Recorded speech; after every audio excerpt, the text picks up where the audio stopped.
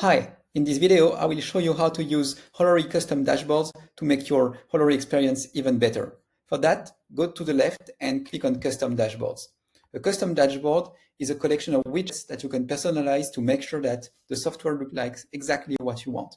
So here, as you can see, I can create multiple dashboards. Each of them will contain widgets.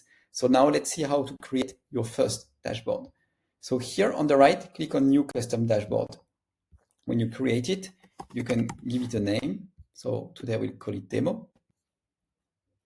And then you will be presented with a few options. Basically what you are doing here, you are creating your first widget. So here, let's call it demo 1. Then you have multiple data type that you can use for your widgets. So for example, here, you can have a data type that is cost. So for cost, what you have is that you can dig into your cost information over a specific time frame that you can choose, over granularity that you can also choose. And then you have two options. You can either decide to load this information from one of your views that you previously created. As like a reminder, what is a view? A view is a collection of multiple filters that come together and that you save as a view to come back later. For example, one of my views could be, I only want to see GCP, then region Europe 1, and then to see resources that cost me above $5 per month. So by doing that, I can save the view, and each time I will come back to the software, I will make sure that this information will be displayed. So here it's the same. You can recall these views and create a widget with this. Or you can also choose filters, and we'll see later that you can only filter on a specific type of resource.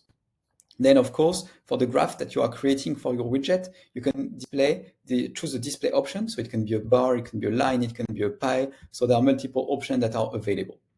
Then you could also want to see information by resource. So here it means we are at a resource level, and there we are able to show you which are your most expensive resources. Again, you can apply a time frame and a granularity based either on a view or on a filter, or you can also display resources on a map. And then the last point here, the diagram. So here it's pretty straightforward. You can automatically have the thumbnail of one of your diagrams that is on the custom dashboard. Let's start with that. So here, for example, I want to have my GCP diagram. So I select it here, and now I save it. Okay, so here my diagram is here. It means that it's a small thumbnail. I can add more widgets, but if I click on it, I'm automatically redirected to my diagram. Now let's go back to the dashboard page. Okay, here, as you can see, there is a plus on the bottom and at the right. It means that I can add new widgets. So let's click on it. Here you find again the same configuration page. So let's call it widget 2. Here I will select cost data. So here, what do I want to see? I want to see, let's keep it simple, my cost for the last 30 days with a daily granularity. And I will choose a filter. So what do I want as a filter? I want to only view my AWS resources, for example, and nothing more. Submit, and then I simply save it. Okay, so here now, as you can see, I have my AWS costs that are displayed here as a widget. I can go on, and here I can click here and create a new widget. So widget 3 in my case, and this time I want to see which are my most expensive resources. Okay, let's say I want to see my most expensive resources listed for GCP. So again, I can play with this, define my filter, cloud provider is, and then I will say Google Cloud, all right, and then I save it.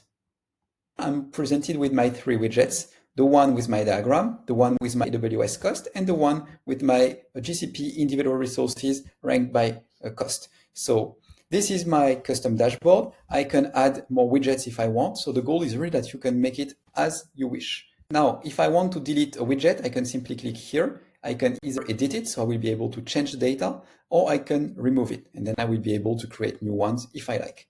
Now let's go back to the custom dashboard page. As you can see, it's possible to have multiple dashboards that are created. So here is the one we just created. I had another one here. If you have a favorite one, a dashboard that you would like to see more often, you can click here on the right and then click on pin. what happens is that now your custom dashboard, your preferred one, is directly available here on the nav bar. So by clicking here directly, you are redirected. So it's perfect. It's beside all the other features in the software. So you can navigate on the standard homepage, etc. But then you want to see your custom view, you go to the custom dashboard that is pinned on the top. So thanks for watching and have fun creating your own widgets.